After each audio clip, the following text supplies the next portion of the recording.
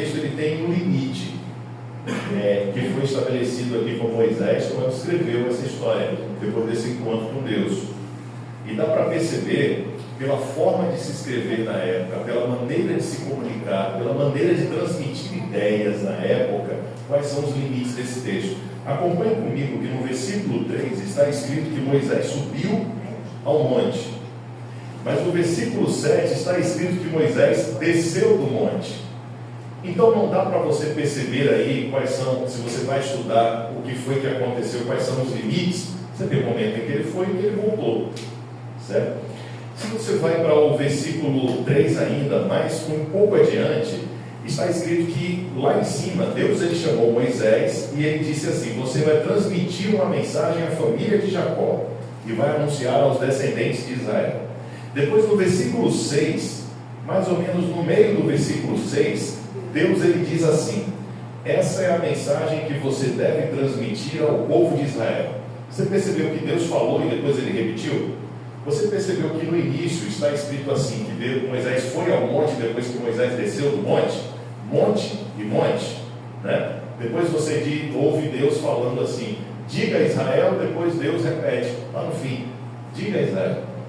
Aí depois, no versículo 4, você encontra Deus dizendo assim: você viu o que eu fiz aos egípcios, como eu cuidei de vocês e como eu carreguei vocês. Fala do cuidado de Deus com o seu povo. Só que no versículo 6, Moisés começa descrevendo o cuidado de Deus com o seu povo também, quando ele diz assim: vocês são o meu reino e a minha nação são.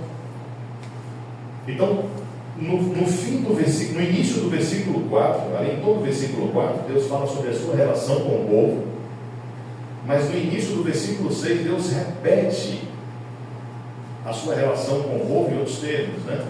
Primeiro ele diz assim: eu cuidei de vocês, versículo 4, depois no versículo 6 ele diz assim: vocês são meus. E aí nós temos o versículo 5, que está no meio dessa descrição divina desse discurso, desse primeiro discurso que Deus fez ao povo. Aí Deus diz assim: agora, se vocês me obedecerem e cumprirem minha aliança, serão meu tesouro especial dentre todos os povos da terra, pois toda a terra me pertence. Então, quando Moisés tira o povo do Egito, de um lugar de opressão, e ele faz isso sob a ordem de Deus, a autoridade e o poder de Deus, e ele conduz o povo no deserto, a primeira vez que Deus fala ao povo é para poder dizer assim: no lugar de opressão,